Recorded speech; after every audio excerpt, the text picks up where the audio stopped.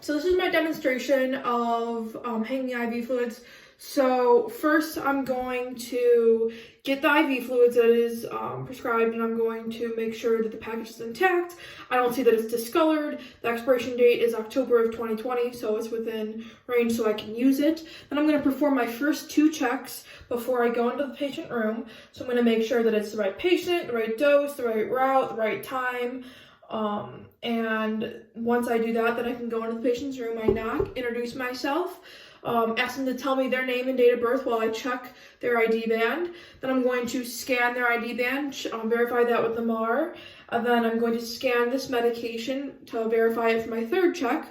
Again, I'm seeing that it's the right patient, right dosage, right time, right route. The expiration date is within range. So, and then I see that it's not discolored or anything. So next I'm going to label the IV bag with the patient's initials, the date, and then my initials.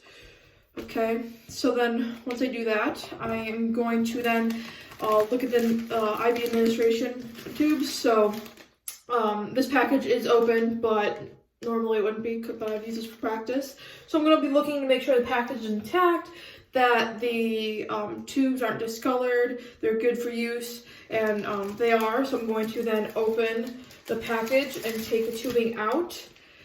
Okay, so first what I'm going to do is I'm going to make sure this clamp is closed so that when I do spike the bag, that no fluids are escaping. So next I'm going to spike the IV bag. So I'm going to remove this cap, and I'm going to make sure that nothing touches this tip because that is considered sterile.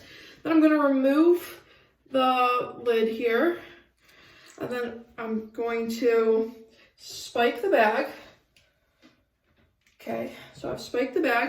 Then I'm going to hang it up here on my makeshift IV pump, and I'm going to fill the chamber halfway so that then I'm going to prime the line so that I can get all the air bubbles out prior to connecting it to the patient. So then I'm going to open the line, and I'm going to invert all my wide ports just to eliminate air bubbles, and I will wait for all the air bubbles to escape by using gravity. And so I'm just going to wait for that. Make sure I'm not losing any fluid. Oh, you can't lose make sure I'm not losing any fluid. And I'm priming the line. So once all the air bubbles are out, then I can close this clamp here. Okay. And then I'm going to make sure that this port here doesn't get contaminated. So I will hang it like so. And then I'm going to don clean gloves.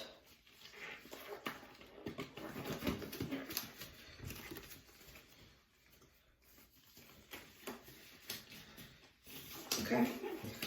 So next, I'm going to take a alcohol swab, and I'm going to clean the IV site of the patient, and then I'm going to open this up, clean this as well. Then I'm going to connect the patient's IV extension to this as well, and then I'm going to make sure it is anchored with non-allergenic tape.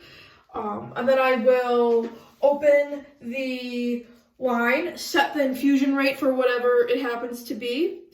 And then once I do that, I'm going to remove my gloves, perform hand hygiene, and then I am going to leave and come back in 30 minutes and then every hour just to check if the patient has any pain at the IV site, if it's inflamed, or if it is has any redness or tenderness or infiltration.